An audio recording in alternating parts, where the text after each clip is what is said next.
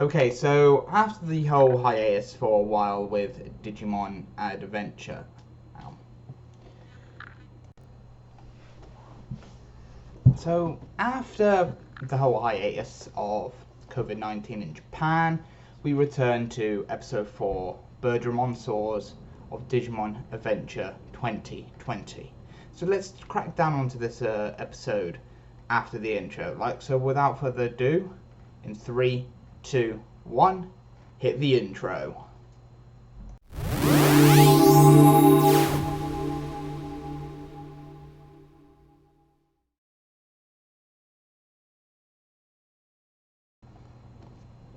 Okay, so first off, the episode done a quick recap of the previous 3 episodes, mainly because of the events of COVID-19 or the coronavirus in Japan, and how everything had to be put on halt because of the pandemic. And so we had a quick glimpse of what happened during those first 3 episodes, and then it leads up to continuing on to where episode 3 ended with Tai, Chi, and Sora and meeting up with Piamon and Agumon within the digital world. To start off with this episode, Sora does not meet Piamon straight away. She literally meets or rescues her from a Snymon further on into the forest. During all this, Tai Chi sees this temple type ruins tablet with a digital writing on, or Digimon writing on, and the Digivice helped him be able to read it, and it discusses about the chosen children, and they have to go to this sparkly rainbow mountain further into the where they were. So the adventure continues with them just pretty much trying to get to that point from point A to point B. Tai talks to Koshiro because Koshiro is in the network world, so is in the bridge, and he met up with Tentomon, and I just love Tentomon. Tentomon just acts just like he was back in the original series, so that is something that I do love, because Tentomon always seemed to be one of my favourite characters, mainly in the way of his speech patterns. And that just continues on, and while they were walking to the forest to get to this point, they run into Piamon that ended up was going to be the food for Snymon, but Sora saves her, and they just continue, and they get to this cliff, and they have to jump down on this cliff, and they ended up on the shores from the bottom of this river. They make a raft and stuff like that. Then they battle some other Digimon as well. Within this episode, we get to see the first glimpse of first glimpse of the new Digivolution sequence. Well, I think it's very, very nicely done. Hopefully they don't recycle it too much. Hopefully they do a mixer of it, like they done in Kamen Rider or Sentai now, where they don't always have a transformation sequence. It's just they need to digivolve, and it's just a quick grow and glow and into the next Digivolution, like we've seen in the first episode or second episode of this new adventure series of how Agumon digivolved, something like that. But we've got a glimpse of the new Digivolution sequence. What was really cool as well, it literally was a mixture. It was definitely modern. It's not like the old one where it was just recycled all the time. This one looks new, refreshed, and looks great as well for the new series. But like I said, hopefully it's a mixture of both, because I can really see this being recycled every time for each evolution. Birdramon also shows up in this episode as well to defeat Snymon, and she also helps them get to the main ruins of the Holy Digimon, and that's pretty much where the end of the episode ends. So, well, I will mention this, we get to see a glimpse of Agumon, and if you remember from the original series, Agumon was somewhat of an antagonist for the Digidestined, was like if you want to compare it to Super Sentai or Super Sentai, a general for the main big villain for the first arc, what by the looks of things will be Devimon for this series by the looks of things. So this is going to be an interesting thing for the first arc of this new series. By the looks of them, they are retreading some old grounds, but also doing it differently, because in this series we have a strong feeling that we are going to get introduced to all the megas of all of the chosen children this time around. So the animation quality was still on point, very smooth, very nicely done, very nicely drawn as well in each frame.